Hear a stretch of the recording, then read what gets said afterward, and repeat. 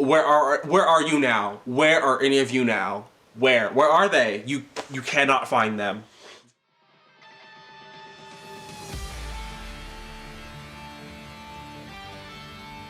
What is up, BookTube? It is Monty, and I'm here today to do the page-to-screen book tag. It's been a while since I've done a tag, and I thought that it might be a little fun to do instead of a Friday Reads this week, so that's what I'm going to be doing. Hopefully you enjoy it. Hopefully you're having a good time. Like I said, I was tagged by Neeks over at Neeks. I will leave a link to their channel down below in the description. I will also leave a link to the original video down below. You'll also find the questions just in case you decide that you want to do this. I probably will not wind up tagging anybody officially, so if you want to do it, then consider yourself tagged. I just know that I am terrible at actually doing the tag videos that I'm tagged in doing. There are 13 questions. I thought for a little bit if an answer didn't come to me pretty much, I don't want to say immediately, but within like the hour or so it's been since I watched the video and was looking at the question, I just decided that it didn't apply, because if I have to rack my brain that much, if I have to go down a Google image search of book to movie adaptations, then obviously it doesn't really fit the question that's being posed. So there aren't going to be 13 answers, but some of the questions I'm giving more than one, so I feel like you're still getting whatever you're coming here to get in terms of recommendations and my thoughts and opinions on things. So I hope all is well that's going to be well. Let's get into it. The first question is, what is a book that made you cry as a book and as a movie? And I've made it pretty clear here on my channel that only one book in my entire existence on this planet has made me cry. And so far, no movie has. So I went with the one book that has made me cry. And that was They Both Die at the End by Adam Silvera. I listened to this in 2018. And it just hit me at the right time, at the right moment, and I sobbed openly as I walked down the street listening to the final few chapters of this book.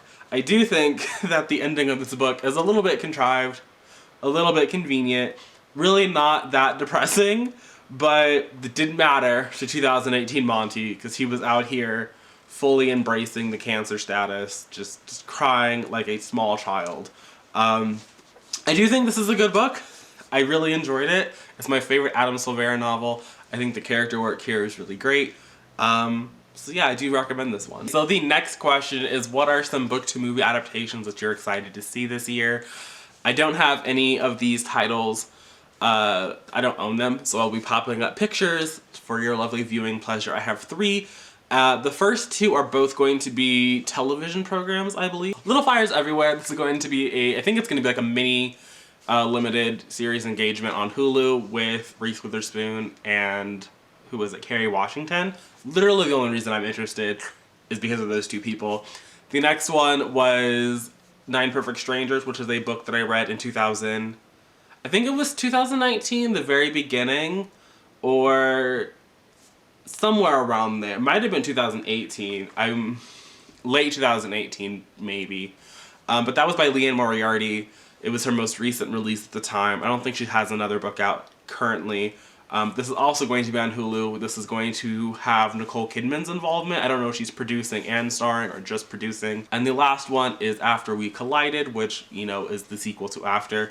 I didn't watch After the movie because I didn't really think I needed baby 50 Shades of Grey in my life. But Dylan Sprouse is in the sequel, and I'm, you know, who am I to not support Mr. Dylan Sprouse? So I will be in the movie theater watching After We Collided, and if the people want a review of it after, you know, from someone who has not read any of the books or seen the first movie, let me know. I would be more than happy to oblige. The next question is, what page-to-screen adaptation were you happy to see discontinued? And, you know, I'm gonna have to go with Divergent.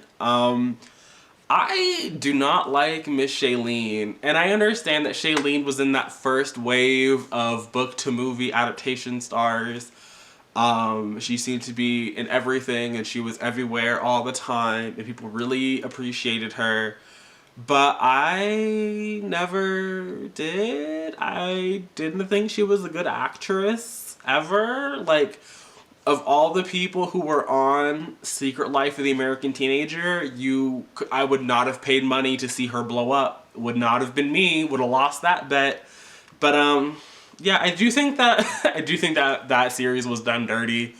I do think it was real sad, but no one went to see it. It flopped. I'm sorry. I'm sorry that Allegiant is like a cliffhanger movie, but people didn't like Allegiant the book, so I don't think anyone is really protesting that one.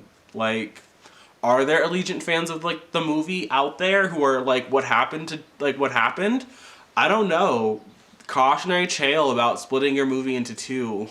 And then they wanted to do the sequel on like HBO, and none of the cast were like signing on to that. Although, to be fair, I think maybe like, I guess Miles Teller, like he had like gotten some like Oscar nominations or whatever. I mean, he's always been an asshole, but whatever. Like, people in the industry were like paying attention to him.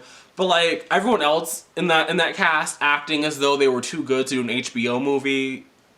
Stop. Like, I know that's not what you signed up for. Like, you signed up to like do like a theatrical release, but where are you now? Where are any of you now?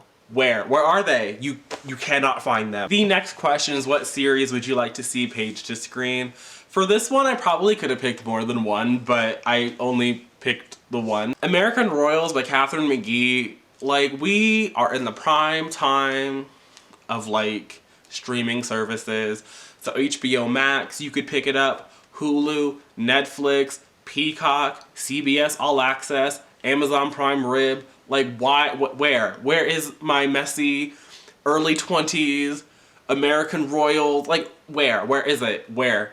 Like, where? And I understand that this is only a duology, but I think that just based on the character dynamics, the world setting, the fact that it draws inspiration from all of your favorite soapy teen dramas of like the 90s and early 2000s.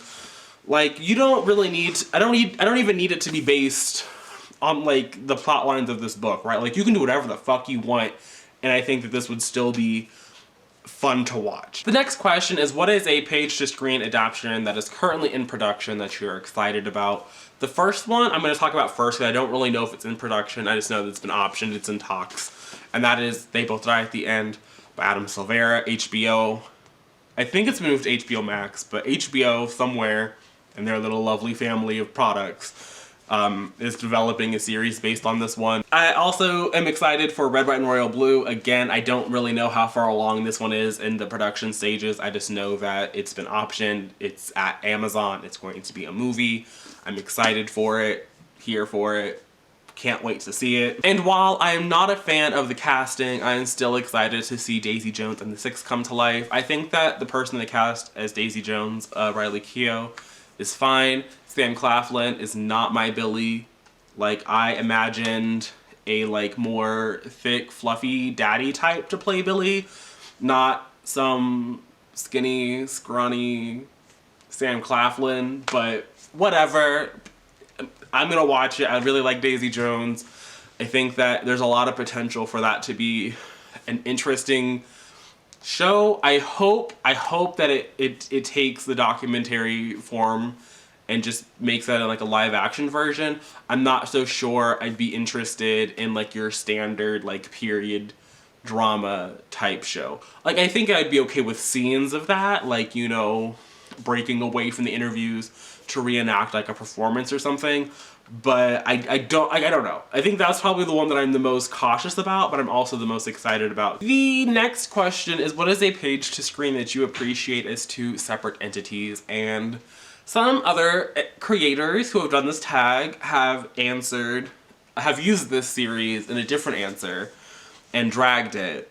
But I am here to shed the light on the truth of the fact that I still love the Mortal Instruments. I don't love it. I don't go as hard for it as a lot of people do. But I think that these 6 books in particular are the strongest in the Shadowhunter world, and I appreciate them for what they do. Both trilogies, the first 3 and the last 3, I think they're the best ones that Cassandra Clare's ever written. Like, don't come for me because I'm right. Like, it's hard out here in these streets. But I also think that the show was really good. I think, like, when I was reading these the second time through last year, Kat was my Clary, Alberto. Yeah, I think that Shadowhunters was really great. I think that the way that Shadowhunters also adapted the narrative was it was good. I think that it was really faithful to the books in a lot of ways. I understand that in a lot of ways it wasn't, but I think that the ways that it wasn't expounded upon the world, made the world seem real, and were just additions that I really liked. So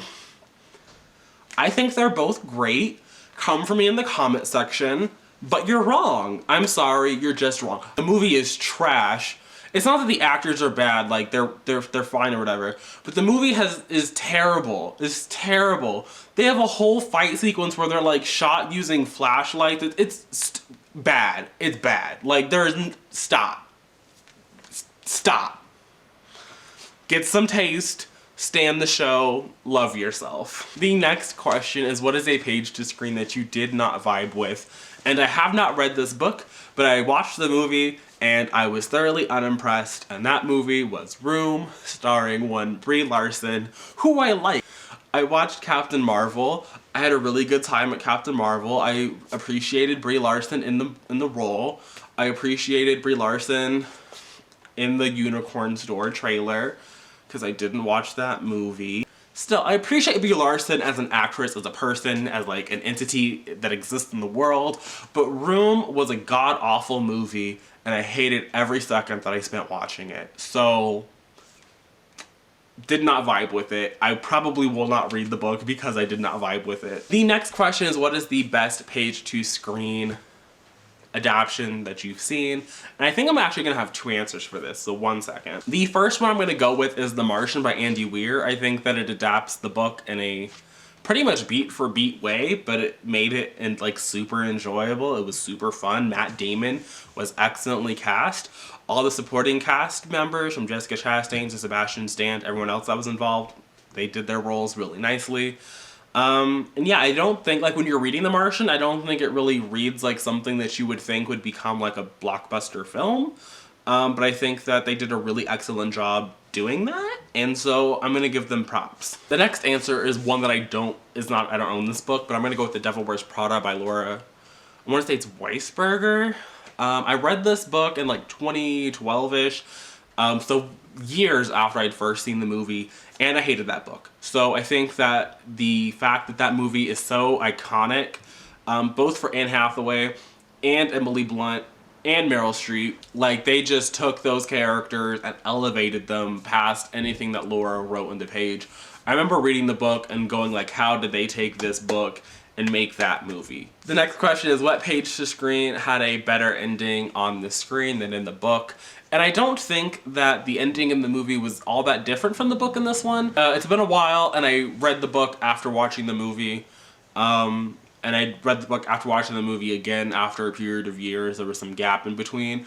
But I'm gonna go with Gone Girl by Gillian Flynn. I like Gone Girl the movie, and Gone Girl the book I thought didn't work for me. I think that Rosamund Pike made me believe that Amy could get away with it. Book Amy being in her head was so... I was like, girl, you're not getting away with this. Like, every 3 seconds, I was like, girl, you're gonna get caught. Like, not for 1 second in the book did I think that she was going to be able to do anything, ever at all. I also thought that her book motivation was just, like, really... whatever. I don't know, but Rosamund Pike knocked it out of the park, and I was like, you know what, Rosamund Pike? You can do anything. Like, you can do whatever. Like, who's gonna stop you, Rosamund? Not me. So the next question is one that I don't have an answer for, so I'm just gonna read it off my phone in case you wanted to know. And it was, what did you enjoyably watch on the screen and you'd like to read on the page? I'm sure there are examples of things that I've watched and later found out were books, and I haven't read them, and I might enjoy them, but I can't think of one at the moment.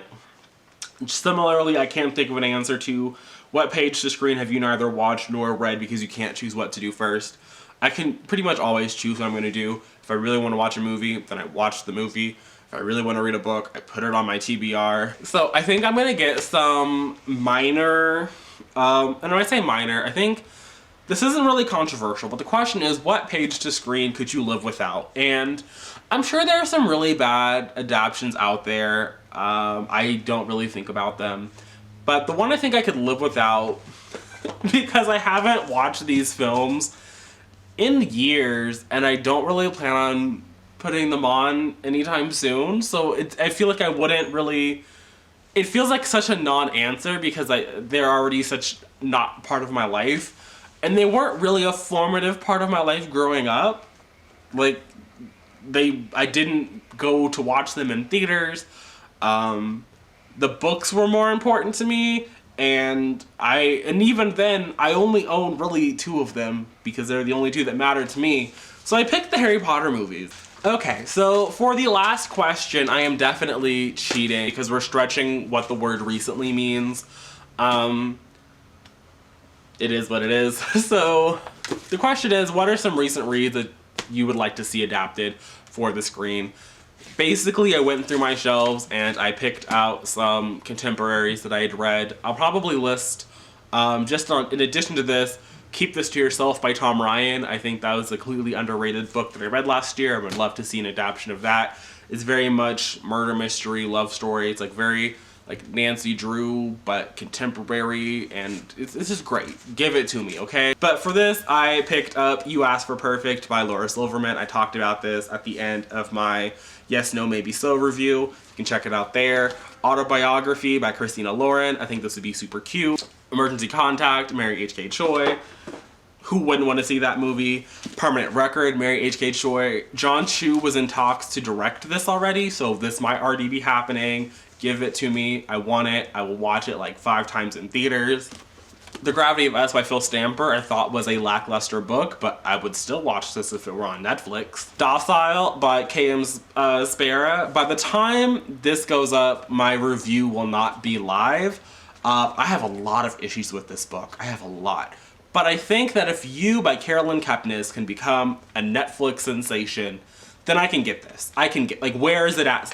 Where is it? I would like to see it. I would like to see, I mean,